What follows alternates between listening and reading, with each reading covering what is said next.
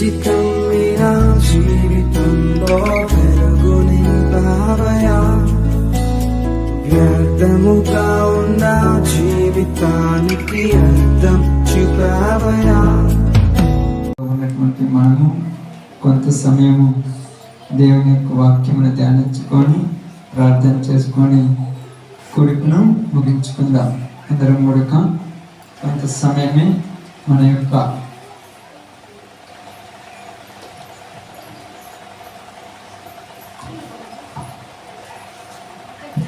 అందరు కొడుక సమయములు ఈ యొక్క బైబిల్ గ్రంథంలో నుంచి ఒక మాట జాగ్రత్తగా చదువుకుందాం.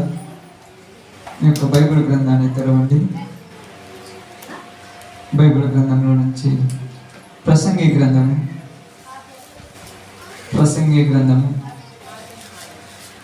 ఈ యొక్క బైబిల్ గ్రంథంలో నుంచి ప్రసంగి గ్రంథము 6వ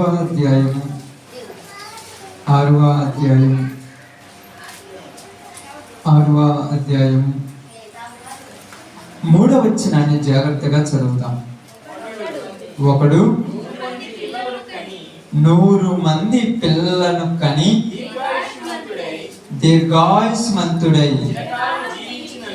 చిరకాలము జీవించినను అతడు సుఖానుభవము నిరుగకయు తగిన రీతిని సమాధి చెయ్యబడకయు ఉండిన ఎడల వాని గతి కంటే పడిపోయిన పిండము యొక్క గతియే మేలని నేననుకొనుచున్నాను. దేవుడి మాట మన మధ్యలో ఆశీర్వదించును గాక. ఆమేన్. కూడి వచ్చినందుకు ప్రభునామములో శుభాలు, వందనాలు. దేవుని యొక్క సన్నిధిలో ఉన్నటువంటి మనము ఈ మాటను వినుచున్నప్పుడు కొంచెం శ్రద్ధ కలిగి విందాం. మా వాక్యం వినండి, జాగ్రత్త, చాలా జాగ్రత్తగా విందాం. ఈ మాటను వినుచున్నప్పుడు ఆలోచిద్దాం. సొలొమోను గారు కొన్ని మాటలు రాస్తూ ఉన్నారు.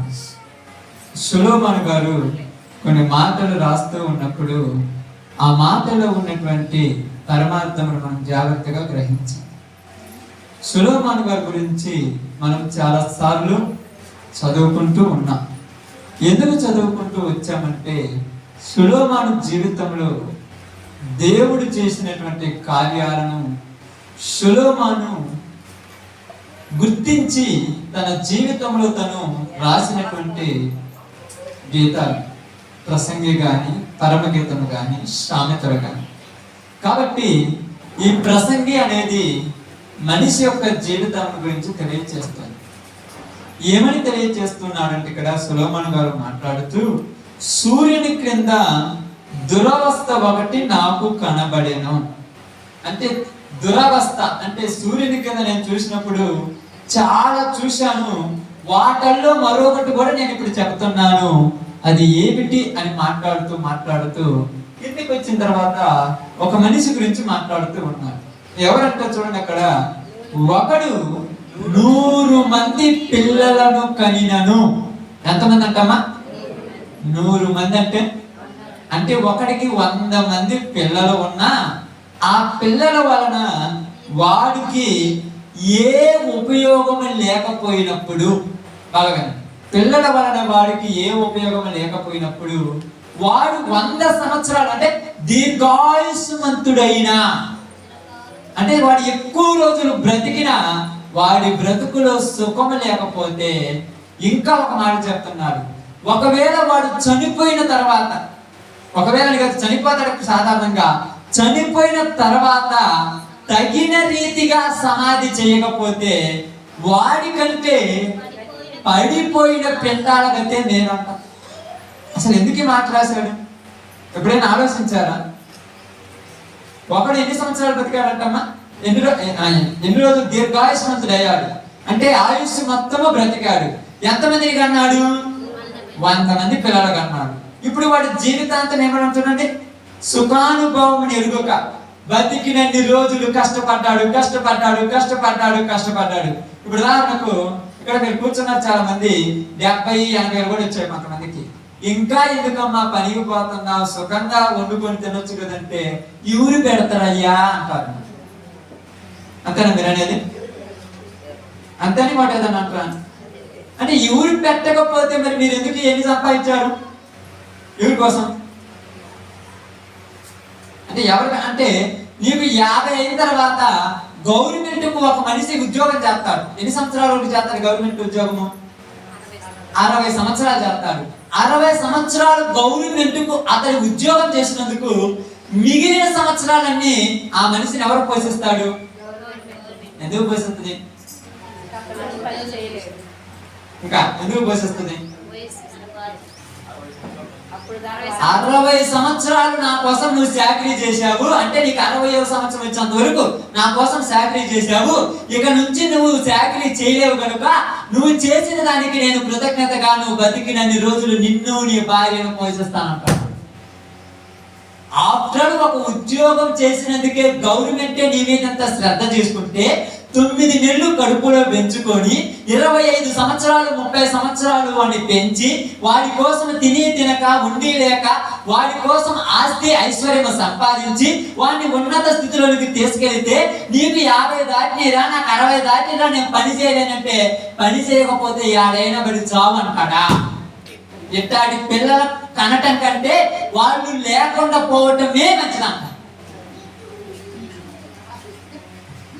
ఎవరు మాట్లాడేది మాట? ఎవరు మాట్లాడారమ్మా? అంటే నేనేమన్నా చదువుతున్నానా? సొలొమోను గారు చెప్తున్నాడు గవర్నమెంట్ ఒక నిజాయితీ ఉంది, వాళ్ళకి రెస్ట్ ఇచ్చి ఇంట్లో కూర్చోబెట్టి పోసేస్తుంది. వీళ్ళు ఏమంటారు తెలుసా? కడుపును పుట్టిన వాళ్ళు ఎందుకు ఇంట్లో వాళ్ళకు కూర్చున్నారు, ఏదైనా పని చేయొచ్చుగా అంటే నువ్వేమన్నా పెడుతున్నావా? ఏమైనా పెడతారమ్మా? మీకు అర్థం కాదా? మీరు కష్టపడి సంపాదించిన మీ పొలము కౌలుకి ఇచ్చుకున్నా మీరు కూర్చుంటే బతుకుతారు. కానీ మీరంతా చెడ్డవాడు, మంచోళ్ళు కాదు. మీరంతా మంచోళ్ళు కాదు. మీరు ఎలాంటి వాళ్ళు అంటే కత్తితో తీసుకొచ్చి పొడిచినా కూడా వాడే మంచోడు అంట. దేవుడి జ్ఞానం జరగాలి ఇక్కడ. మనుషుల జ్ఞానంతో మనకు పని లేదు. దేవుడి గురించి సొలొమోను గారు మాట్లాడుతున్నాడు. 100 మంది పిల్లలు ఉన్నారంట ఒకరికి. ఎందుకు 100 మంది పిల్లలు? రాత్రి చెప్పాను పిల్లల గురించి తల్లి పడే ప్రయాస. మరి ఈరోజు పిల్లల తల్లుల గురించి పడే ప్రయాస చెప్పాలిగా. రాత్రి తల్లి పిల్లల గురించి ఎంత ప్రయాసపడుతుందో రాత్రి మీకు చెప్పాను కదా. రిస్పా ఆమె గురించి మీరు ఎప్పుడు మీ జీవితంలో గుర్తుపెట్టుకోమని చెప్పాను. మర్చిపోయాలనుకోవడం మీ ఇష్టం. ఈరోజు పిల్లల తల్లిదండ్రుల గురించి ప్రయాసపడాలి తెలుసా? ఎలా పడాలంటే ఎలా పడవు? ఇలా చెప్తున్నాడు ఏమన్నాడంటే 100 మంది పిల్లలు కనినను దీర్ఘాయుష్మంతుడై చిరకాలము జీవించినను. ఎన్ని రోజులంట? జీవించినను వాడి జీవితంలో ఏమి లేదంట. అంటే సుఖం ఎందుకు ఉండదు? సుఖం ఎప్పుడు అవుతుంది చెప్పండి అమ్మా. సుఖం అంటే ఏంటిది? సంతోషమా? చెప్పాలి మీరు, మీకు తెలిస్తే చెప్పండి. సుఖం అంటే ఏంటి? ఏ కష్టం లేకుండా ఏ బాధలు పెట్టకుండా ఇంట్లో మంచం మీద కూర్చోబెట్టి అన్ని తెచ్చి ఇచ్చడమే సుఖం అంటే. ఇప్పుడు ఎవరైనా చేసేవాళ్ళు ఉండరా? మీ క్వశ్చన్ ఏం తెలుసా? ఎవరు తెచ్చి పెడతారు? అంతేనా కదమ్మా? అవునా? ఎన్ని రోజులు పెడతారు? పెడితే మీకు ఒక 5 సంవత్సరాలు లేదా ఒక 10 సంవత్సరాలు. నాకు ఏమి చెప్పి పెట్టలేరుగా. ఎందుకు పెట్టాలి 5 సంవత్సరాలు? మీకు ఏమైనా అగ్రిమెంట్ రాసుకున్నారా? రాసుకున్నావు ఏమైనా అగ్రిమెంట్? మరి ఎందుకు పెట్టాలి? దేవుడికి ఏమన్నాడంటే నువ్వు ఏమి ఇద్దుతావో అదే కోస్తావు. నువ్వు ఇద్దినే పోయాలి. చిన్నప్పుడు 5 సంవత్సరాలు నీ కడుపును పుట్టిన బిడ్డను ఏ కష్టము రాకుండా, బాధ రాకుండా, ఇబ్బంది రాకుండా, సమస్య రాకుండా వాడిని మంచం మీద భుజాల మీద ఎత్తుకొని పెంచినందుకు రేపు నీకు వాడు చేయాలి.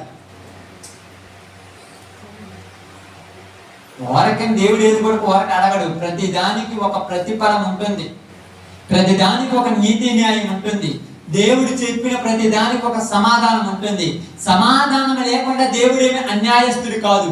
దేవుడు ఎవరిని కూడా ఏది ఊరకనే చెయ్యమని చెప్పడు. నువ్వు చేసావు కనుక నీకు వాళ్ళు చెయ్యాలి అన్నాడు. ఇప్పుడు ఏం జరిగిందంటే ఇక్కడ పరిస్థితి, ఇక్కడ పద్ధతి ఏం జరిగిందంటే మనం చూసినప్పుడు సుఖానుభవం ఎరుగకయు రేపో మాపో కాటికి పోయే వాడి దగ్గర పోయి కూర్చొని ప్రశాంతంగా ఉన్నామంటే వాడు ఏమంటాడంటే ఆ మనిషి ఎందుకు లేయ్యా ఈ బ్రతుకు అంటాడు. అంటే ఏ బ్రతుకు? ఎందుకంటే ఆ బ్రతుకు ఎందుకు అంటున్నాడు ఆ మాట? ఏ బ్రతుకు? సుఖం లేదు, సంతోషం లేదు. ఎందుకు సుఖ సంతోషాలు లేవు? అమ్మాయితో మీకు పని కాదు, ఉండండి. వాక్యం ఇది నా కోసం చెప్పుకోవటం, మీకోసం చెప్తున్నాను, వినండి బాగా. ఎందుకు లేదంట సుఖ సంతోషాలు? ఎందుకు లేవమ్మా? ఇప్పుడున్నటువంటి పరిస్థితులను బట్టి చెప్తున్నాను. దగ్గర దాపు 30 సంవత్సరాలు వచ్చేదాకా తల్లిదండ్రులే పిల్లల్ని పెంచాలి. 30 వచ్చేదాకా. అర్థమైందా? 30 దాకా ఎవరు పోషిస్తున్నారు మీ పిల్లల్ని? నువ్వే పోషిస్తావు. వాడికి చిన్న అవసరం వచ్చినా, పెద్ద అవసరం వచ్చినా, కష్టం వచ్చినా, బరువు వచ్చినా, బాధ వచ్చినా నీ దగ్గరికి వచ్చి అడగగానే నీ కడుపు మార్చుకొని 30 సంవత్సరాల దాకా పెడతానంటే మామూలు విషయమా? వాడికి కాళ్ళు చేతులు వచ్చాయి, వాడు కూడా సంపాదించుకునే స్థితికి వచ్చాడు. వాడి దారిని వాడిని వదిలేద్దామని వదిలేస్తాడా? ఎందుకు వదిలేరమ్మా? ప్రేమ అంతేనా? ఇంక లేకపోతే ఏమన్నా ఉందా? ఆ ప్రేమ ఏం చేసిందంటే మీ పిల్లలను పాడు చేసింది. జపాన్లో అంటే వేరే దేశంలో వేరే వేరే దేశాలలో ఏం చేస్తారంటే అభివృద్ధి చెందిన దేశాలలో 20 నిండగానే పిల్లలకు తల్లిదండ్రులకు సంబంధం లేకుండా మీ పని మీరు చేసుకుని మీరు బతకమని చెప్తారు. ఎందుకంటే వాడి పని వాడు చేసుకుంటే వాడు ఎక్కడికైనా ధైర్యంగా వెళ్ళి బతకగలడు. ఈరోజు 25, 40 సంవత్సరాలు, 30 సంవత్సరాలు ఒక్కొక్కరికి వచ్చినాయి. ఏందమ్మా పెళ్లి చేయలేదు కొడుకుంటే ఏం పెట్టి పోషిస్తాడని అడుగుతున్నాం. అంటే వాడికి పని నేర్పేయలేదు మీరు. నువ్వు నడిపించావు, నీ భుజాల మీద ఎత్తుకొని ఎప్పుడు దాకా నడిపేయాలమ్మా? ఒక వయసు వచ్చేంత వరకు నడిపేయాలి. ఎప్పుడు కూడా భుజాల మీద నడిపించిన అనుకో ఇక నీ మీద నుంచి దిగడాడు. అప్పుడప్పుడు మీరు కూడా అంటారు, అంటే సామెతగా చెప్తున్నాను, మీరు అంటారు ఏమంటారంటే కొత్తగా పాలు వచ్చిందని నెత్తిని పెట్టుకుంటే దిగుద్దా?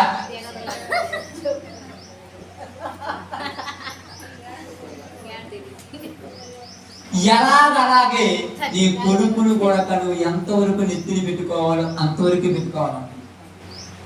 ఎందుకంటే ఒక వార్త చదివినప్పుడు నాకు అనిపించింది, అసలు ఏంటి వార్త అన్నప్పుడు బైబిల్లో నుంచి నేను దీన్ని ఎదిగాను. ఈరోజు ఏంటంటే మన యొక్క దేశంలో,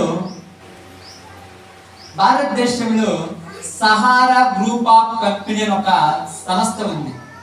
సహారా గ్రూప్ ఆఫ్ కంపెనీ ప్రపంచంలో ఉన్నటువంటి ధనవంతుల్లో ఇతనికి అంటే ఈ యొక్క యజమానునికి దగ్గర దాపు 2,59,900 కోట్లు ఉన్నాయి. ఎంత అంటాం అతని ఆస్తి? 2,59,900 కోట్లు డబ్బే ఉన్నది అతని దగ్గర. 500 సంస్థలు ఉన్నాయి. సంస్థలు అంటే తెలుసు కదా, ఇప్పుడు LIC అని ఇలాంటిది, గ్రూప్ ఆఫ్ అని, అలాంటి కంపెనీలు 5,000 కంపెనీలు ఉన్నాయి. తర్వాత 3,30,750 ఎకరాల పొలం ఉంది. ఇతని పేరే ఏం పేరు అంట? సుబ్రతారాయ్. ఇతను సంపాదించిన మామూలు కాదు. భారతదేశాన్ని ఒకరోజు శాసించాడు ఆయన. ఆయన వస్తున్నాడంటే లక్షల మంది క్యూ కట్టారంట ఆయన చూడటానికి. అంత గొప్ప సంపాదన సంపాదించినాడంట. అతనికి 2 కుమారులు పుట్టారు. అంతేనమ్మా? సుశాంత్ రాయ్, శ్రీమంత్ రాయ్, ఆ 2 కుమారుల పేరు. వీళ్ళిద్దరిని కూడా ఒక మంచి ప్రయోజకులు చేయాలని బాగా చదివించాడు. మంచి ప్రయోజకులు అయిపోయారు. ప్రయోజకులు అయిన తర్వాత పెద్ద పెద్ద ఉద్యోగాలు ఉన్నారు. వీళ్ళు కూడా కోట్లు సంపాదించడం ప్రారంభించారు. తక్కువ కుప్పలుగా ఉంది. ఈ యొక్క పరిస్థితిని చూసినప్పుడు, ఆలోచించినప్పుడు 2023 నవంబర్ 14వ తారీఖున ఇతను చనిపోయాడు. ఒక జబ్బు వచ్చి చనిపోయినప్పుడు, ఇక్కడ చనిపోయిన తర్వాత ఈడు కోట్లు, ఈడు సంపాదించిన ఆస్తి, ఈడు సంపాదించినది ఏది అక్కడికి రాదు. ఏది అక్కడ పద్ధతి? కన్న కొడుకు వచ్చి తలకొరి పెట్టాలి. పిల్లల్ని దేనికి అంటారు? మొక్కలని తెలుసా? బూట్ చేసేటప్పుడు మట్టి వేయాలని, అంతే. ఇప్పుడు వీళ్ళిద్దరికి వాళ్ళ తల్లి ఫోన్ చేసి ఏమన్నదంటే, స్వప్నారాయణ అనేటువంటి ఆమె ఫోన్ చేసి, అయ్యా మీ నాయన చనిపోయాడు, భూస్థాపితం చేద్దామంటే అమ్మ రావటానికి మాకు కీడు పడదు, ఏదో రకంగా పూడ్చిపెట్టేయి అన్నారంట. ఇక్కడ ప్రసంగి మాట్లాడిన మాట వీడికి జరిగినటువంటి పరిస్థితి ఒకటా కాదా? 1కి 100 మంది పిల్లలు ఉండినను, ఎంతమంది? 100 మంది పిల్లలు ఉండినను, దీర్ఘాయుష్మంతుడై బ్రతికినను, బాగా దీర్ఘాయుష్మంతుడిగా బ్రతికినను, వాడు సుఖమే ఎరగల. చచ్చిపోయేదాకా business business business business business, అది సంపాదించడం ఇది సంపాదించడం, ఇంట్లో కూర్చొని కూడా బిజినెస్ చేస్తున్నాడు. ఎవరి కోసం అంటే నా కొడుకుల కోసం అన్నారు. వీడు చచ్చిపోయాడు. చచ్చిపోయిన తర్వాత తగిన రీతిగా సమాధి చేయబడాలి. రాత్రి మీకు చూసినప్పుడు కన్న కొడుకుల యొక్క శవాలు ఏలాడుతున్నాయని కన్న తల్లి ఏం చేసింది తెలుసా? 5-6 నెలలు రాయి మీద గోన పట్ట పరుచుకొని కాపలా కాసింది. మనవాళ్ళ కంటే 1 గంట టైం లేదంటే వచ్చి గుడిచిపెట్టాడు. పిల్లల ప్రేమకు తల్లి ప్రేమకు అంత తేడా ఉంది. 1 గంట టైం లేదంటే గుడిచిపెట్టడానికి వచ్చి, ఎవరంటే ఇదిగో మా మనవడు మా కొడుకు ఉన్నాడు వాడు పంపిస్తానంట. ఎందుకంటే వాడు ఏ పని బాట లేనివాడు కాబట్టి వచ్చి భూస్థాపన చేసి ఉంటారంట. ఈరోజు డబ్బు అనే సంపాదనలో, డబ్బు అనే వ్యామోహంలో, లోకమనే పాపములో, ఈ లోక సంబంధమైనటువంటి అలవాట్లకు బానిసైపోయిన ప్రజలు కన్న తల్లులను కన్న తండ్రులను పట్టించుకోవటం లేదు. మీరేమంటారంటే మా ఓడికి ఏమి కాలులో తిరుగుతున్నాడు, మా ఓడి పైలో ఉన్నాడంటే దేనికి? నీకు ఆకలైనప్పుడు అన్నం పెట్టడానికి చేత కానోడు, నీకు బాగలేనప్పుడు హాస్పిటల్ దేశంపై చూపించడానికి చేత కానోడు, ఫ్లైట్లలో తిరుగుతామి, విమానాలలో తిరుగుతామి, ఎక్కడ తిరుగుతామి?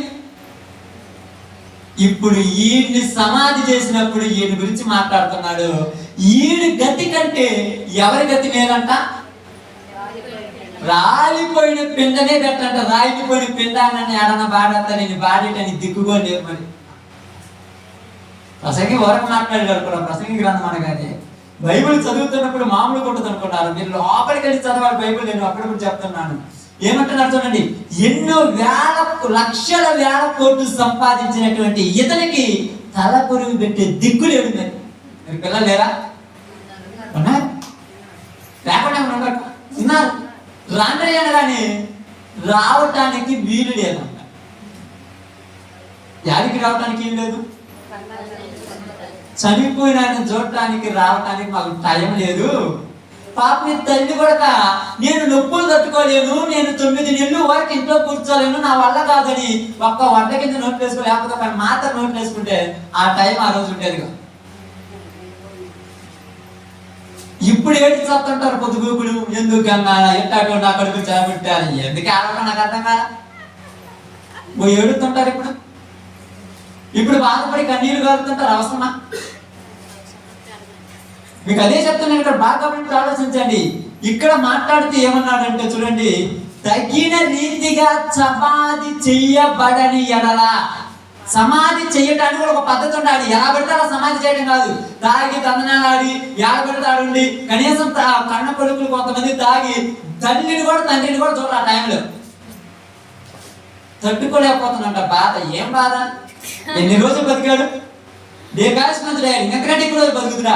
ఆ చనిపోయినప్పుడు సంతోషంగా ఆనందంగా సంతోషాలతో ఆ భూస్థాపనం చేసి ఉంటే శాశ్వత కాలం అనిపిస్తుంది కదా. ఏ బాధ? నీ బాధ ఆకలైనప్పుడు వచ్చి బోబెట్టని చేత కాదు. కానీ బాధలేదు, ఒక 500 పంపిమంటే నేను ఇంటికాడ చూసుకో, డబ్బులే మా దగ్గర అంటావు. కానీ ఇప్పుడు మాత్రం చనిపోయిన తర్వాత బాధ అంటావు. బాధ ఇప్పుడు చెప్పారు. ఇప్పుడు అదే అంటున్నాడు ప్రసంగి. ఇదిగో 100 మంది ఉన్నారు వాడికి పిల్లలు, ఒకరిద్దరు కాదు, 100 మంది ఉన్నారంట. ఎంతమంది పిల్లలు ఉన్నారు కానీ ఒక్కడ కూడా తగిన రీతిగా వాడిని సమాధి చెయ్యకపోతే ఎలా సమాధి చేయాలి? తగిన విధముగా. దానికి ఒక పద్ధతి ఉంటుంది, దానికి ఒక విషయం ఉంటుంది. తగిన విధముగా సమాధి చెయ్యబడకపోతే ఈడు బతికిన సంవత్సరాలు, ఈడు సంపాదించిన ఆస్తి, ఈడు కన్న పిల్లలు, వీళ్ళందరికీ కూడా వాడి దుష్టులు ఏస్టే అంట. ఇప్పుడు చాలా మంది మీరు పెద్ద పెద్ద డైరెక్టర్లు, అంటే పెద్ద పెద్ద డైరెక్టర్స్, సినిమా తీసేటువంటి డైరెక్టర్లు బైబిల్ ఎక్కువ చదువుతారు. మీకు తెలిసే తెలియదు, చాలా ఎక్కువ బైబిల్ చదువుతారు. ఎందుకు ఎంత ఎక్కువ బైబిల్ చదువుతారంట? బైబిల్లో ఉన్న ఒక చిన్నదాన్ని తీసుకొని సినిమా తీసేస్తారు అంతే. గిద్యోను తెలుసు మీ అందరికి? గిద్యోను తెలుసా తెలియదా? తెలుసు. గిద్యోను ఎవరు పిలుచుకున్నాడు? దేవుడు పిలుచుకున్నాడు.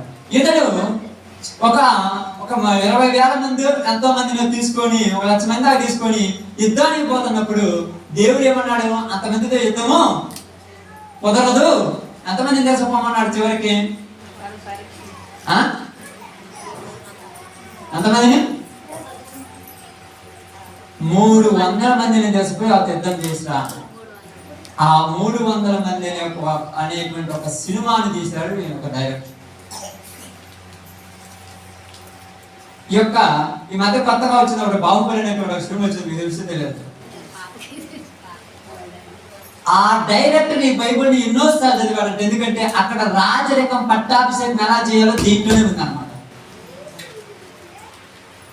సౌలుకు గాని దావీదుకు గాని పట్టాభిషేకం చేసినప్పుడు మనం చదువుకున్నాం చూడండి.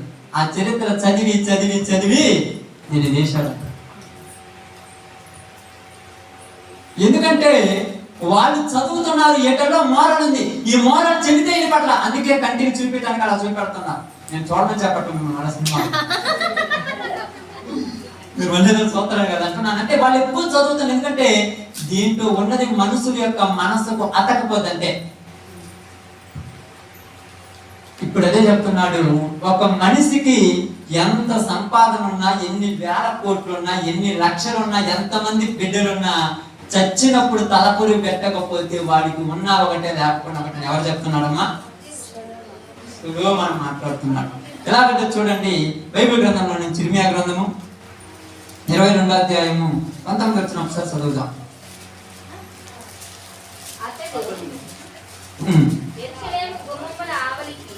అతడు యెరూషలేము గుమ్మముల ఆవలికి ఈడువబడి పారవేయబడి గాడిదను పాతి పెట్టినట్టుగా, ఆ గాడిదని ఎట్లయితే పాతి పెడతాడో ఇలాంటివన్నీ కూడా అలాగనే పాతి పెడతారంట. ఎందుకు గాడిదని ఊరు పాతి పెడతారమ్మా? చెప్పాలి మీరు.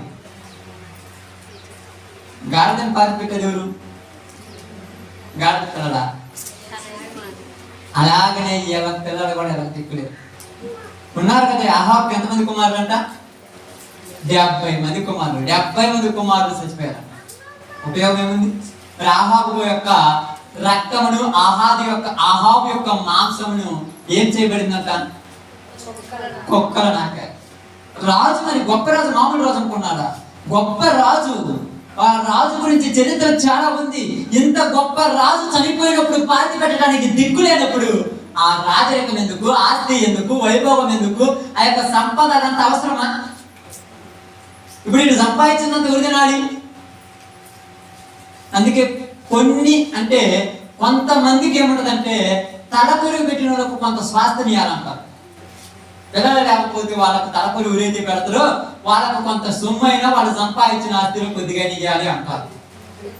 ఎందుకంటే అది అంతే. ఎందుకంటే దీనికి ఎవరైతే తలపురి పెడతారో వాళ్ళే దానికి హక్కుదారులు అని అంటారు. ఎందుకు చెప్తున్నారంటే, ఒకడు ఊరి వెలుపలకి గాడిదను లాక్కొనిపోయి వాడిని పాతి పెట్టినట్టుగా ఇలాంటి వాళ్ళను కూడా పాతి పెడతారు. అప్పుడు అంటున్నాడు ఆయన, అయ్యా ఎంతమంది పిల్లలున్నా, ఎంతమంది నీకు కన్నా, ఎన్ని సంపాదించినా, ఎంత చేసినా కూడా చివరిలో మాకు నన్ను పూడ్చిపెట్టడానికి ఒక్కడు కూడా లేనప్పుడు, నేను ప్రారంభంలో తల్లి గర్భంలో నుంచి పడిపోయి ఉంటేనే బాగుండునేమో. ఆ దినాన నేను నా తల్లి నన్ను కనకపోయి ఉంటే ఎంతో బాగుండును అంటున్నాడు. ఎవరన్నారు ఆ మాట? యోగు మాట్లాడుతున్నాడు. తన కుమారులు, తన కుమార్తెలు అందరూ పోయిన తర్వాత నా తల్లి మగ పిల్లవాడిని కనినదని చెప్పిన దినము లేకపోయి ఉంటే బాగుండునేమో అంటున్నాడు. ఎందుకు ఇంత బాధపడుతున్నాడు ఆయన? ఈరోజు నాకు ఎవరున్నారు? బాగా ఆలోచించండి. ఎందుకు అంత బాగా ఆలోచిస్తున్నాడు? దేవుని యొక్క ఉద్దేశాలు మనుషులకు అర్థం కావు. మన మానవ ప్రేమలు ఎలాంటి అంటే చిన్న చిన్న సెంటిమెంట్కి లోబడిపోతాం. 2 కన్నీళ్ళు కూడా గారితే వాళ్ళ కాడ మనం ఐస్ అయిపోతాం. అవునాగా చెప్పండి? సెంటిమెంట్కి లోబడిపోతాం. మరి నీ కోసం నా కోసం ప్రాణం పెట్టారు, ఇక్కడ లేదా నీకు సెంటిమెంట్? ఇక్కడ లేదా సెంటిమెంట్? ప్రాణం పెట్టాడు, ఊరిని చూసి ఆయన ఊరిని చూసారు, మనకేం పని ఆయనతో. ఇక్కడికి వచ్చి కూడా యేసు ప్రభుతో బిజినెస్ చేయాలని చూస్తున్నారు. ఇప్పుడు ఏం చేయాలి చెప్పండి? యేసు ప్రభుని అర్థం పెట్టుకొని బిజినెస్ చేసే వాళ్ళు ఎంతమంది లేరు? ఉన్నారా లేదా? ఏందా బిజినెస్? చెప్పాలి, ఏందా బిజినెస్?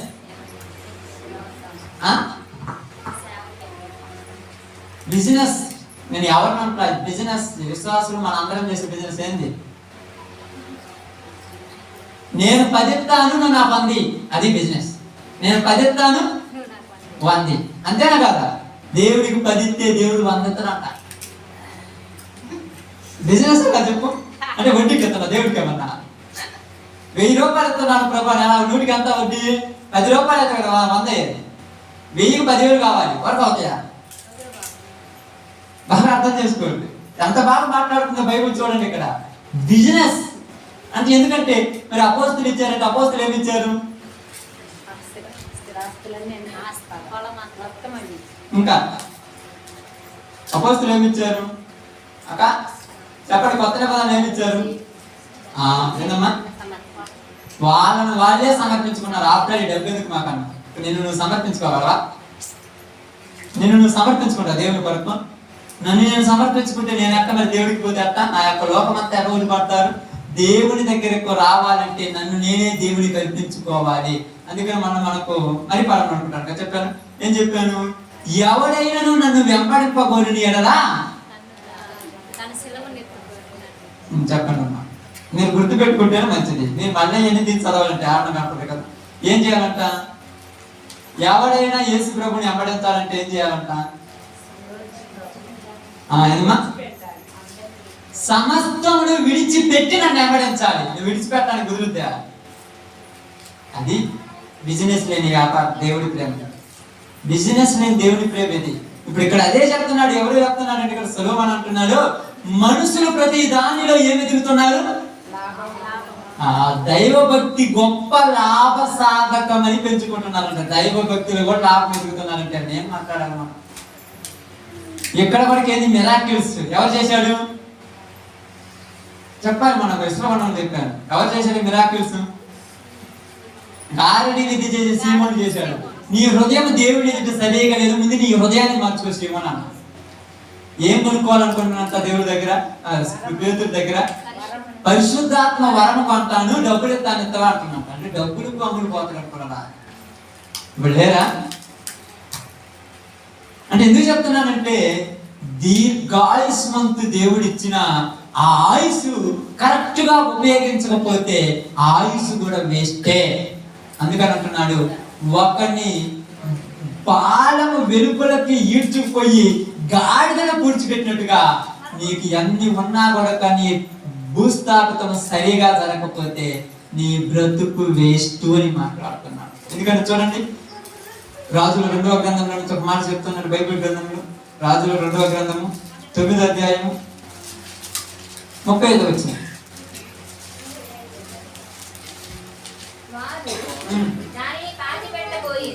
వారు దానిని పాతి పెట్టబోయిరి, అయితే దాని కపాలమును పాదములను అరచేతులను తప్ప ఏమీ కనబడలేదు. దేనిని పాతి పెట్టబోయారు అక్కడ?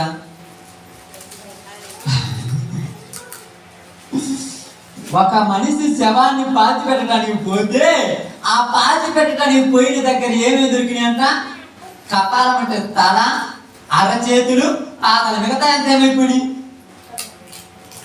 కుక్కలు తినేసి అదేమన్నా తిన్నామంటానికి తినేసి ఇప్పుడు దీని దేశంలో పాతి పెట్టారంటే ఏంటి అది ఏంటన్నా పాతి పెడుతున్నారంటే ఇంకేం చేద్దాం అంటే నీ శవమును కూడా కరెక్ట్ గా పాతి పెట్టలేకపోతే నీ బతికేం బతికేస్తుంది? ఎందుకు ఈ స్థితి వచ్చింది నీకు? ఎందుకు ఈ పరిస్థితి వచ్చింది? రాత్రికాల సమయంలో మీకు చెప్పినప్పుడు రిస్పా తన కుమారుడి యొక్క ఎముకల మొత్తాన్ని తీసుకెళ్లి సౌలు యోనాతాను ఎముకలతో కలిపి ఆ కీసు యొక్క సమాధిలో పెట్టారు. ఏది కూడా పోకూడదు. మరి ఇక్కడ ఏం దొరికినాయి? ఎన్ని భూమి మొత్తం ఎవరు దొరికేశారు?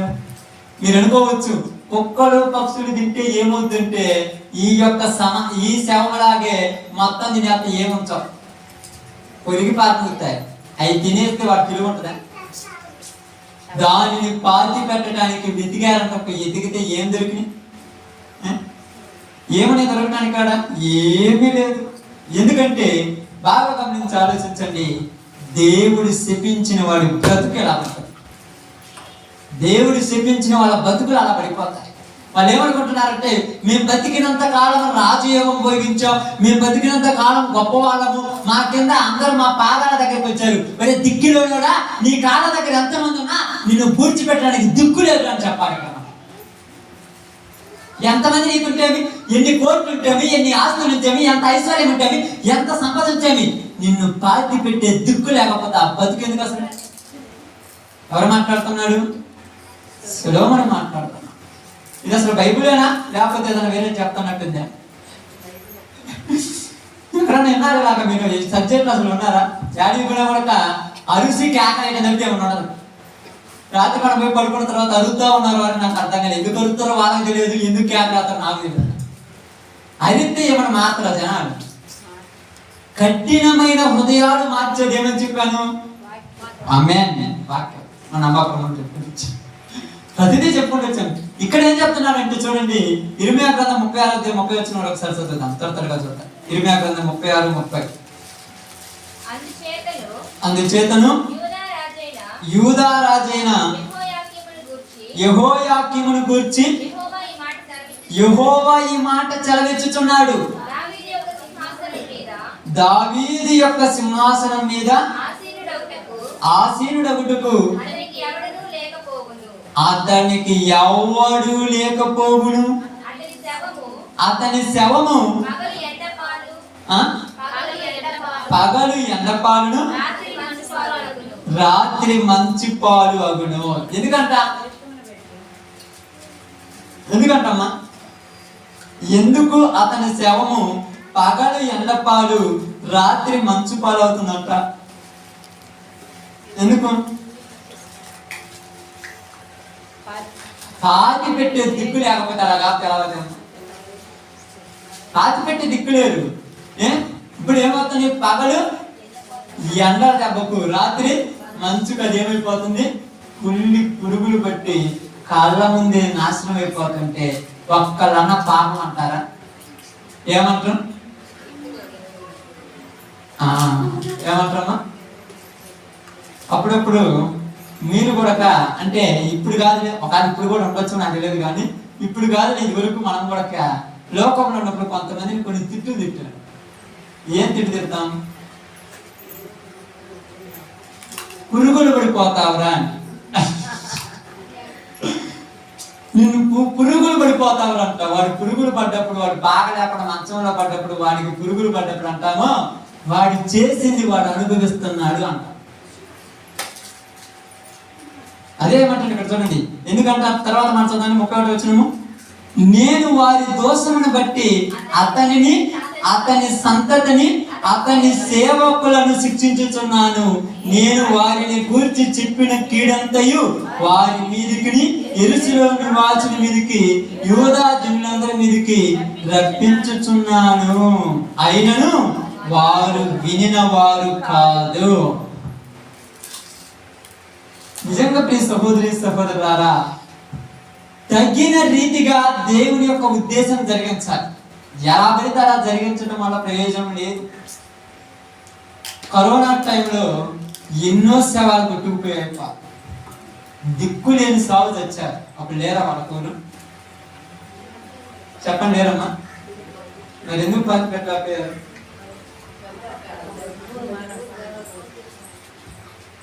కన్న తల్లి కంటే అంత ఘోరమా తప్పు? అంత ఇబ్బంది? ఆలోచించండి. ఎందుకు బైబిల్ మాట్లాడేది ప్రతి ఒక్కటి నిజం, అబద్ధం మాట్లాడు. దేవుని శాపము వారి మీదికి వచ్చి వారందరినీ నాశనము చేసను అని రాడు. అరణ్యంలో వారి యొక్క శవములు ఏమని అంట, కుప్పలుగా రాడిపోయి అంట. వాళ్ళని పట్టించుకున్న దిక్కున్నారా? ఎందుకు ఆ పరిస్థితి వచ్చిన వాళ్ళకు? దేవుడు వారి దోషము వారి మీదకి రప్పించుచున్నారు. పాత నిబంధన కాలం మొత్తం కూడా దేవుడు గొప్పగా సొలొమోను వారి జ్ఞానంతో మాట్లాడాడు. అప్పుడప్పుడు ఏమంటారు తెలుసా? చాలా కొద్ది మాటలు మనకు చెప్పినప్పుడు, కొన్ని విషయాలు పట్టినప్పుడు, మనం ఆలోచించినప్పుడు నిజంగా అప్పుడప్పుడు మనకు అనిపిస్తుంటది, దేవుడు ఇంత గొప్ప కార్యం చేయగలడా అనిపిస్తుంటది. ఎందుకంటే దేవునికి అసాధ్యమైంది ఏమైనా ఉందమ్మా? దేవునికి ప్రతిదీ సాధ్యమే. కానీ ఇక్కడ మనం ఆలోచించాలి, మనం గమనిద్దాం. చూడండి, ప్రసంగి గ్రంథము 5వ అధ్యాయము 6వ వచనం ఒకసారి చదువుతాం. ప్రసంగి గ్రంథము 5వ అధ్యాయం 6వ వచనం అనుకుంటా, చూద్దాం ఒకసారి. నీ దేహమును శిక్షకు లోబడినంత పని నీ నోటి వలన జరగనీయకము, అది పొరపాటు చేత జరిగినని దూత ఎదుట చెప్పకము. నీ మాటల వలన దేవుడి కోపము పుట్టించు, నీవేళ నీ కష్టమును వ్యర్థపరుచుకునేదగో. నీ నోటి మాటల వలన దేనికి శిక్ష వస్తుందంట? అప్పుడప్పుడు అంటుంటారు, నీ నోటికి అద్దు ఆపు లేకుండా పోయిందని. ఎందుకంటారు? నోటి మాట బాగుంటే జనాలు ఎక్కడికి పోయినా వాళ్ళకి విలువ వస్తుంది. నోరుందనేసి ఏది పెడుతుంది వాగేయటమేనా? నిజాలని తెలిసి ఉండొచ్చు, అవసరం లేదు. ఎక్కడ వాగాలి అక్కడ వాగాలి, అనవసరమైన చోట వాగిడివా దేవుడి నీకు శిక్ష ఎత్తనంతే. ఒక తప్పు నాకు తెలిసింది, తప్పు చేశానని తెలిసింది. ఇప్పుడు పబ్లిక్ చేయాల్సిన అవసరం లేదు తెలుసా? ఎందుకు అవసరం లేదు? పబ్లిక్ ఎందుకు చేస్తారు చెప్పండి? ఎందుకు చేయాలి పబ్లిక్ చెప్పండి? మీకు ఎప్పుడైనా చెప్పండి, వాళ్ళు చూస్తాను. ఎందుకు చేయాలి పబ్లిక్ అంటే? ఎందుకు చేయాలి? వాళ్ళకి ఎందుకు చెప్పాలి? ఒక మాట నీకు తెలిసినప్పుడు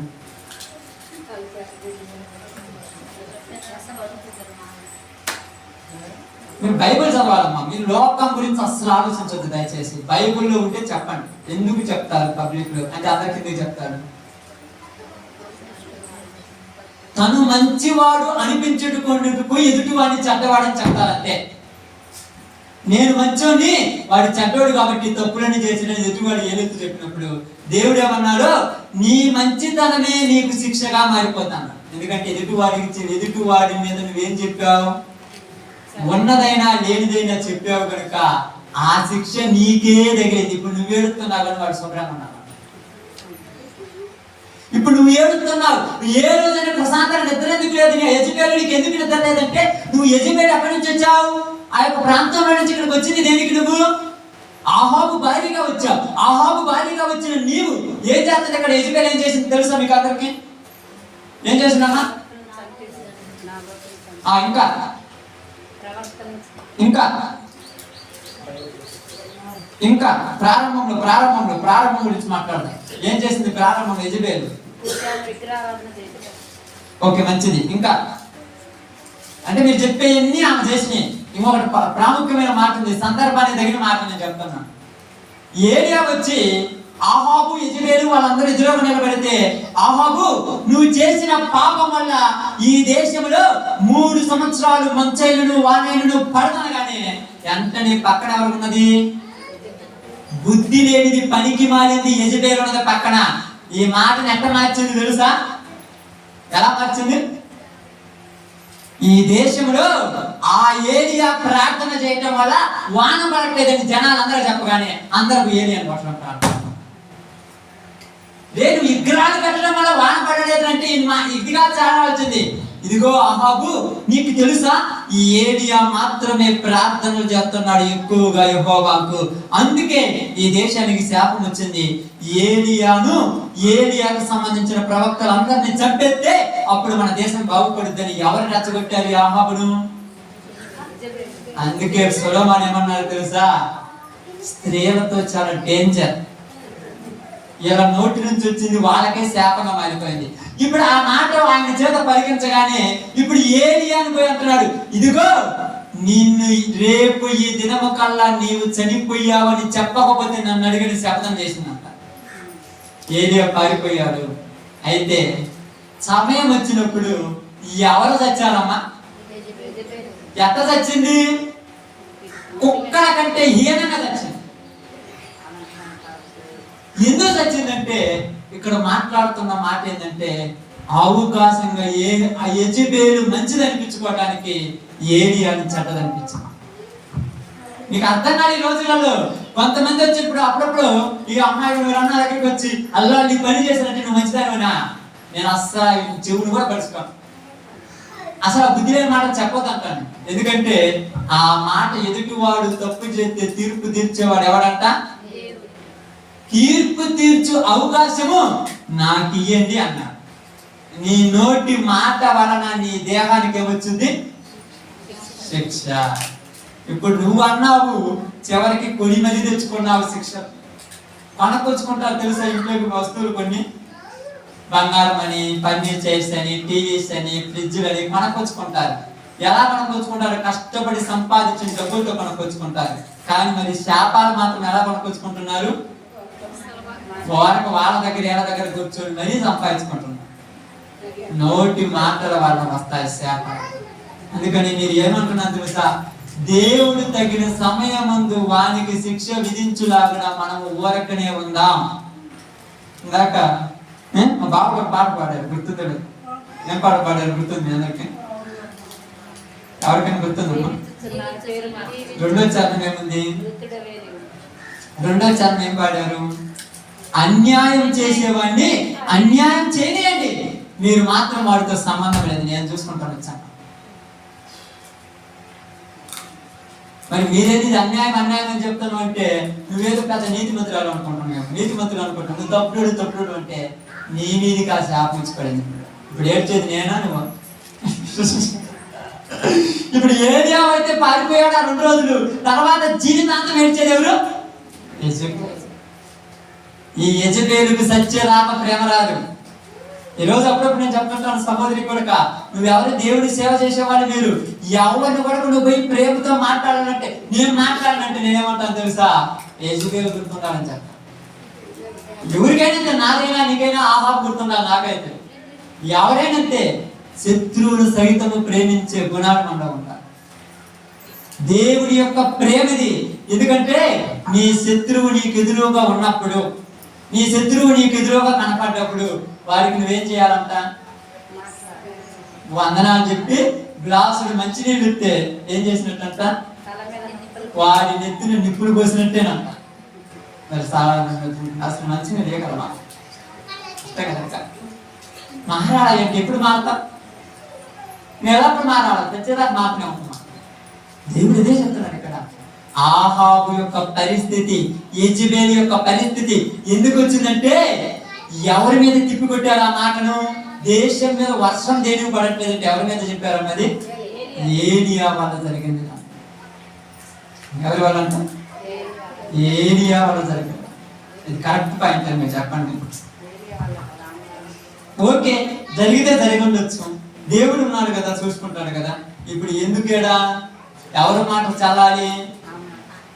ఆహాబు మాట చల్లాలి, యెజెబెలు మాట చల్లాలి, ఏలియా లేకుండా పోవాలి. కానీ దేవుడు ఎవరిని లేకుండా చేసిండు? ఆమేన్. ఆహాబు యెజెబెలు దరిదాపుల్లో లేకుండా ఏమైపోయారు? తునకలైపోయారు. చెప్పండి, తునకలు మొక్కలు కూడా మిగల. ఎందుకు చెప్తున్నాడంటే బైబిల్ ఇక్కడ, ఒకడు 100 సంవత్సరాలు బతికినను 100 మంది పిల్లల వాడుకు పుట్టినను వాడు దినములన్నీ సుఖ సంతోషాలతుండను దీర్ఘాయుష్మంతుడైనను తగిన రీతిగా వాడికి సమాధి జరగకపోతే, వాడికి కావలసినటువంటి దీవెనలు, వాడికి కావలసినటువంటి ఆశీర్వాదాలు వాడి జీవితం వాడి చేతుల్లో లేకపోతే వాడి గతి కంటే ఎవరి గతి మేలంట? ఇప్పుడు ఆహాబు గతి మేల, యెహోయాకీము గతి మేల, యెజెబెలు గతి మేల, పడిపోయిన పెండం గతి మేల? ఆహాబు లాంటి కొడుకు కావాలి, యెజబెలు లాంటి కూతురు కానీ కావాలా? ఎందుకు? యెజబెలు అలాంటిది తెలుసా? ఏం చేస్తుందంట యెజబెలు? ఎప్పుడన్నా మీరు గుర్తు యెజబెలు గురించి చూసారా? ఏం చేస్తుందంట? ఏలియా దగ్గరికి రాగానే ఏం చేస్తుందంట? అక్కడ 2వ రాజుల గ్రంథంలో ఎక్కడ ఉంటుంది చూడండి అన్నది, ఆ సందర్భాన్ని చూడండి. వరకు అవకాశం వచ్చింది కూడా చెప్తున్నాను అంతే.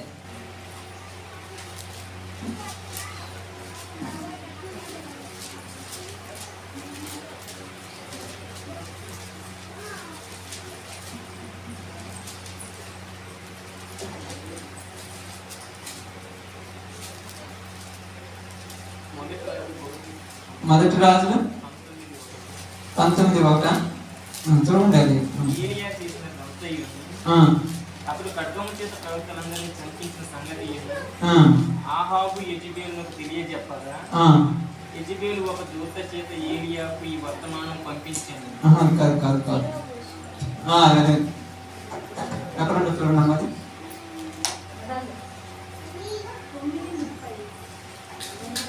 2వ రాజులు 9:30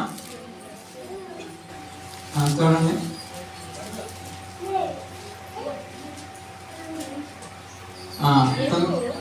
యాబు యజ్రెయేలు ఊరికి వచ్చిన సంగతి యెజబెలుకు వినబడిన కనుక ఆమె తన ముఖమునకు రంగు పూసుకొని శిరోభూషమును ధరించుకొని కిటికీలో నుండి కనిపెట్టి చూచుచుండగా, ఇప్పుడు యాబు ఆ ఒక ప్రదేశంలోకి వస్తున్నాడు. అక్కడ లోపలికి వచ్చినప్పుడు యెజబెలు ఏం చేస్తుందంటమ్మా? ముఖానికి ఏం పూసుకుంది? రంగు పూసుకుంది. ఏం చేస్తుంది? శిరోభూషణములను ధరించుకొని. శిరోభూషణములు అంటే శిరోభూషణములు అంటే శిరస్సుకు భూషణములు, కిరీటా ధరించుకుందా? ధరించుకొని కిటికీలో నుండి కనిపించుచుండగా, ఆల్రెడీ మొదటి రాజుల గ్రంథము 17, 18, 19 అధ్యాయాలు ఏమై ఉంటాడు? యెజబెలు యొక్క భర్త ఎవరమ్మా? చచ్చాడా? చచ్చిన తర్వాత ఎలా ఉండాలి ఇంట్లో? ఏమా భర్త చనిపోయాడు, నా బతికే మీరు ఎలా ఉందని లోపలికి వచ్చేవారు. కానీ ఏం చేస్తుంది? పోయి అలంకరణ అవసరమా? భర్త చచ్చిన ఆమెకు అలంకరణ లేదు, నాకు అర్థం కాలేదు. ముఖానికి రంగు పూసుకున్నట్ట, సవరం ధరించుకున్నట్ట ఎదురు కొడుతుందంట. ఊరు వస్తున్నాడా? యాబు లోపలికి వచ్చి అంటుందో, రే అదిగో దాన్ని అక్కడ నుంచి నెట్టమన్నాడు. అక్కడ నుంచి నెట్టగానే ఆడబడింది, కింద పడింది. కింద పడినప్పుడు ఏమని చూడండి, అతడు తలెత్తి కిటికీ తట్టు చూసి నా పక్షమందున్న వారు ఎవరైనా అడగగా 2-3 పరిచారకులు పైనుండి తింగు చూసిరి. దీనిని కిందికి పడద్రోయుడని చెప్పగా వారు దానిని కిందికి పడద్రోసినందున దాని రక్తంతో కొంత గోడ మీదను గుర్రమడి మీదను చిందెను. మరియు గుర్రమడి చేత అతడు దాన్ని త్రొక్కించెను.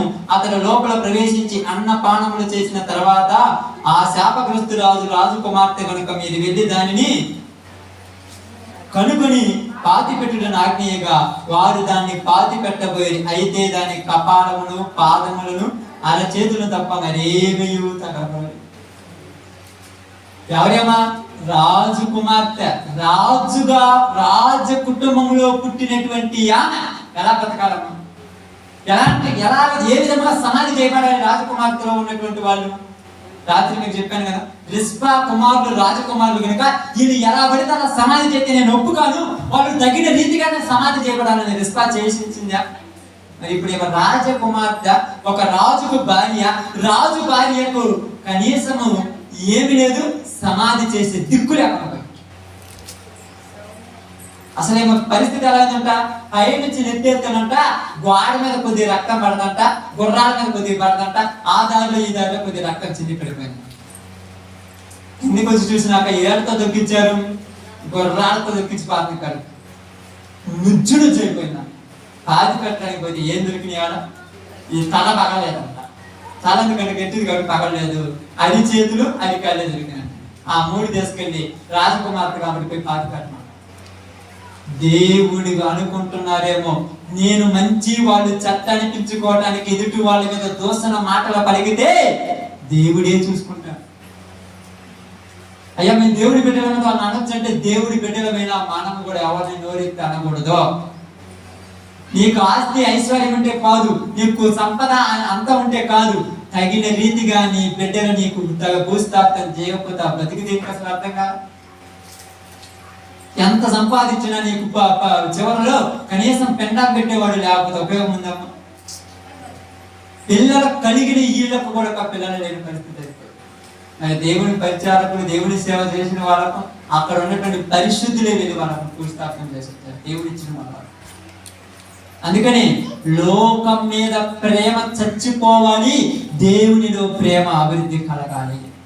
లోక ఆశల మనలో దినదినం తగ్గిపోతుండాలి, దేవుని యొక్క ఆలోచనలు మనలో కలిగిపోవాలి.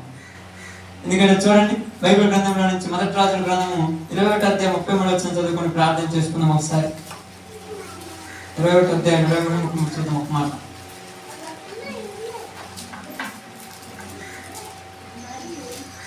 మరియు యెజెబెలును గూర్చి యెహోవా సెలవిచ్చినది ఏమనగా, యెజ్రెయేలు ప్రాకారమునొద్ద కుక్కలు యెజెబెలును తినివేయును. ఎవరు తిన్నారమ్మా? ఏం జరిగిందండి? కింద పడింది అని గుర్రాలతో తొక్కించిన తర్వాత మాంసం మొత్తం ఏమైంది? ముక్కలు అయిపోయింది. ఇప్పుడు ముక్కలు ఎవరు తిన్నారంట? కుక్కలు తిన్నారు. అంటే కుక్కలు తిన్నారంటే కనీసం కామరా కాసి దిక్కులేరా? ఇప్పుడు కొంతమంది అంటారు, నువ్వు చేసిన పాపమే ఈరోజు దిక్కు ముక్కు లేకుండా ఆడబెడతాడు చచ్చిపోయింది మా అంటారు. నీ పాపమే నీకు గతి లేకుండా చేసింది అంటారు. ఎందుకంటే ప్రియ సహోదరులారా, దేవుడు రాయించిన ప్రతి మాట చాలా లోతైనది, చాలా పరమార్థమైనది. ఇది మనుషులు అర్థం చేసుకోవటం వాళ్ళ వల్ల కాక పాడైపోయిన జీవితాలు జరిగినాయి. అందుకని ఏమంటున్నారు తెలుసా? సహారా సంస్థ యజమాని చనిపోతే పాతి పెట్టడానికి బిడ్డలు రాలేదు.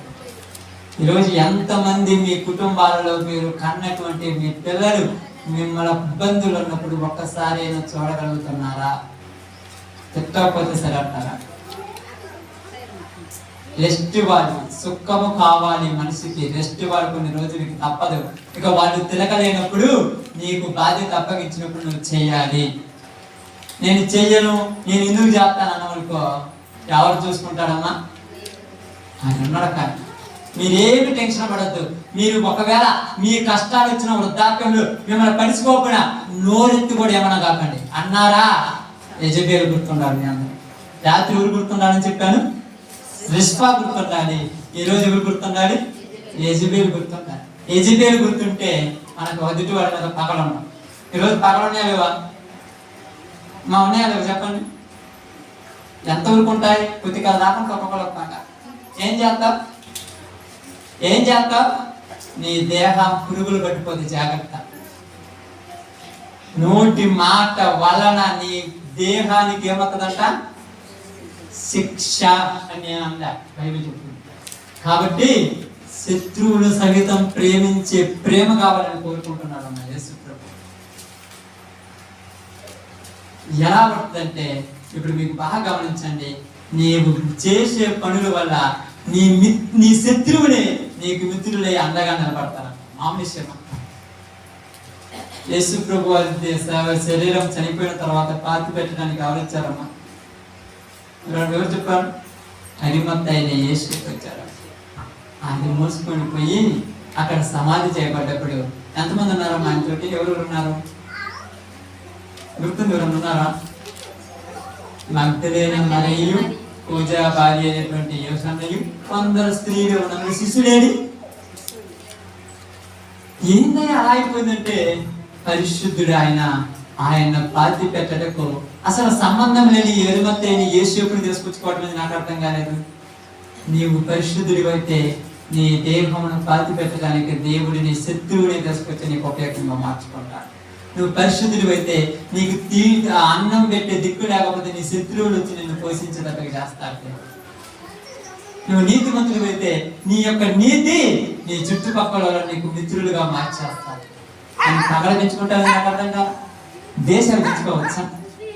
అప్పుడప్పుడు నిజంగా నేను చెప్తుంటాను, అయ్యా ఎందుకయ్యా ఎంత పరిచర్య ఎంతమందికి ఇలా చేస్తున్నారు ఏందనగా నేను ఉంటున్నాను. లోకంలో ఒకటి విడిచి పెట్టుకుంటే దేవుడిలో ఎంతో మందిని సంపాదించుకోగలము. దేవునిలో ఎంతో మందిని సంపాదించగలం. స్టెఫను చనిపోయాడంట.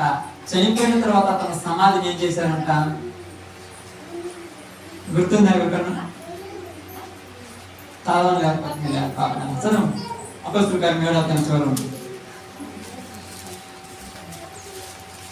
అపొస్తలుల కార్యం 7వ అధ్యాయం చూడండి. త్వరగా, సమయం అయిపోతుంది. త్వరగా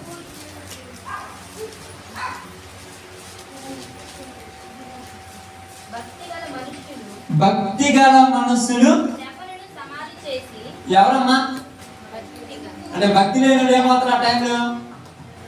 ఇప్పుడు చెప్పాలి, భక్తి లేని ఏమవుతారు? మాకెందుకని వెళ్ళిపోతారు. అప్పుడప్పుడు మీకు కొన్ని విషయాలు చెప్తుంటాను. మీకు సంఘంలో నేను ఇంకా మీకు వాడికి కొన్ని విషయాలు తెలుసు. సంఘంలో నేను కొన్ని చెప్తుంటాను. సంఘంలో ఎవరికి కష్టం వచ్చినా అందరు రానంటే మాకెందుకని వెళ్ళిపోతున్నారంటే మీకేమి లేదని అర్థం. మరి ఇంకేముంది? భక్తి లేకపోతే ఏముంటది?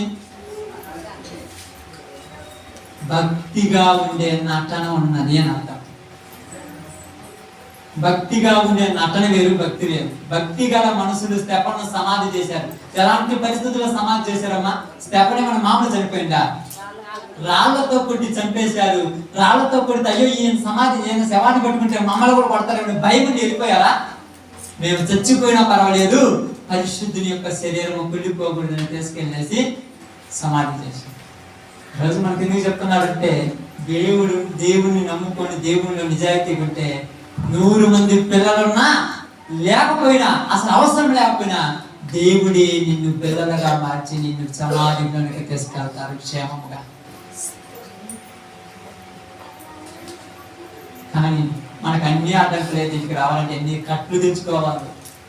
తెగవయ్యి తెగనంత కాలం ఏమున్నదంట ఆమెకు. ఒక స్త్రీకి 18 సంవత్సరాల నుంచి ఏం జబ్బు ఉంది? ఆ నడుములు మూకునేటువంటి జబ్బు అని దాన్ని ఏమన్నాడు తెలుసా? ఏమని రాయబడింది అక్కడ? బలహీనత. ఆమెకు నడుములు పోయే బలహీనతలో కట్టబడ్డది. ఇప్పుడు మనము ఏ బలహీనతలో కట్టబడ్డాం చెప్పండి? బంధుత్వం అనే బలహీనత, జాతి అనే బలహీనత, కులము అనే బలహీనత, మతము అనే బలహీనత. ఈ బలహీనతలు తెంపుకొని బయటికి రాలేక అక్కడే ఉన్నాము. అప్పుడు ఆ బలహీనత మనం బయటికి తీసుకురావాలంటే ఆ కట్లు తెంచాలి. తెంచుకోవటం మామూలు విషయం. తెంచుకోవటం నీ వాళ్ళు వద్దా? మీరు అలా వద్దా? కాదు, నిజంగా చెప్తున్నా కాదు. ఎందుకంటే సంసోను వల్లే కదా కట్లు తెంచుకోవడానికి. ఎలా అయింది? దేవా నువ్వు ఒక్కసారి నన్ను మరలా బలపరచు అన్నాడు. దేవుడు బలపరిస్తే కట్టు తెంచుకున్నాడు. దేవుడు దీవెన నీ మీద ఉంటే కట్లు దిగిపోతాయి. నీ వల్ల ఎంత ప్రయత్నించినా కట్టులు దిగవో. నువ్వు చాలా ప్రయత్నిస్తుంటావు, నేను అది చేయాలి, వల్ల కాదు. ముందు దాని నుంచి బయటికి రావాలంటే దేవుని మనసు నీలో ఉండాలి. అప్పుడు ఆ కట్టులు దిగిపోతాయి. దేవుని దీవెన. సంవత్సరం మామూలు బలవంతుడమ్మా. అలాంటి బలవంతుడు ఆ కట్లు తెంచుకోగలిగిందా? కానీ ఎవరి వల్ల తెంచుకోగలిగిండు? కాబట్టి మనకు కూడా దేవుని దయ, దేవుని ఆత్మ మన మీద ఉంటే మనము బంధించబడిన కట్టాల నుంచి తెంచుకొని బయటకు రావాలి. ఇప్పుడు మరి తెంచుకోలేకపోతున్నామంటే దేవుని దీవెన ఎందుకు లేదు? నేను రోజు ప్రార్థన చేస్తాను, అయ్యా నీకు సంబంధం, నా సంబంధం. ఎవరి అవకాశం ఉంటే మళ్ళా దాన్ని కంటిన్యూ చేస్తాను. కాబట్టి సమయంలో మీ అందరూ చెప్తున్నాను, తగిన రీతిగా సమాధి చేయబడిన వాని గతి కంటే ఏ గతి లేదంట? పడిపోయిన పిండం గతి ఏం లేదు. ఎందుకంటే రాత్రి విస్పా తన కుమారులు రాజకుమారులని గుర్తించి తగిన రీతిగా సమాధి కావాలని, తగిన రీతిగా సమాధి చేయడానికి తన బిడ్డల కొరకు 5-6 నెలలు కాపలా కలిసింది, నిద్ర ఆరాడు మాట. కానీ యెజబెలు కూడా రాజకుమార్తె, ఆహాబు కూడా రాజే. కానీ వీళ్ళు తగిన రీతిగా సమాధికి వెళ్ళాలా? కారణం వాళ్ళ శాపమే వాళ్ళు. కానీ వాళ్ళు కూడా శపించబడిన వాళ్ళే. కానీ ఆ శపించబడిన వాళ్ళ కోసం ప్రార్థన చేసే తల్లులు ఉన్నారు. వీళ్ళ కోసం ఎవరైనా ప్రార్థన చేసి దిక్కున్నారా? ఈరోజు నీ కోసం ఎవరైనా చేయగలరా? ఆలోచించు. ఈరోజు నీ కోసం ఎవరైనా ప్రయాసపడగలరా? నేను చెప్తున్నాను, ఈరోజు ఇక్కడ మీరందరూ నా కోసం ప్రార్థన చేస్తున్నారు నమ్మకం నాకు. ఎన్నో సంఘాలు నా కోసం ప్రార్థన చేస్తున్నారు నమ్మకం నాకు. నీకోసం కూడా ఎంతో మంది ప్రార్థన చేస్తున్నారు. నువ్వే మర్చిపోయి లోక బంధకులు మర్చిపోయి పైకి రాలేకపోతున్నావు అంతే. లోక బాంధవ్యాలనే వాటి కట్లలో ఉన్న బయటికి రాలేకపోతున్నావు అంతే. అవి తెగితే మాత్రం నీ జీవితం బాగుపడదు. మీరు ప్రార్థన చేసిన ప్రతిసారి మీరందరి గురించి ప్రార్థన చేస్తూనే ఉంటారు, కానీ చేస్తున్నారు కానీ తగిన రీతిగా చేయబడాలంటే ముందు నీలో రావాలి తెలియదు. కాబట్టి ఈరోజు మీ అందరికీ నేను చెప్పిన ఒక చిన్న మాట ఏంటంటే, ఎంత ఉన్నా తగిన రీతిగా సమాధిలకు చేర్చబడలేని బిడ్డలు లేని వాళ్ళ గతి కంటే పడిపోయిన పిండమ గతియే లేదు. కాబట్టి ఎలాగైతే ఈరోజు మన బ్రతుకులు కూడా అలా ఆలోచించు. కానీ ఎవరిస్తారంటే మనందరినీ మంచి మార్గంలో నడిపించడానికి యేసు ప్రభువారు వచ్చారు. నేను మిమ్మల్ని ఏమని అన్నాడు? నా కుమారులను కుమార్తెలను అన్నాడు. నేనే మిమ్మల్ని అన్ని విధాలుగా ఆదరించి ముందుకు నడిపిస్తాను. ఓకే, అందరూ తల వంచితే ప్రార్థన చేస్తాను. దేవుడు అవకాశం ఇస్తే మన రైట్ కంటిన్యూ చేసుకున్నాం.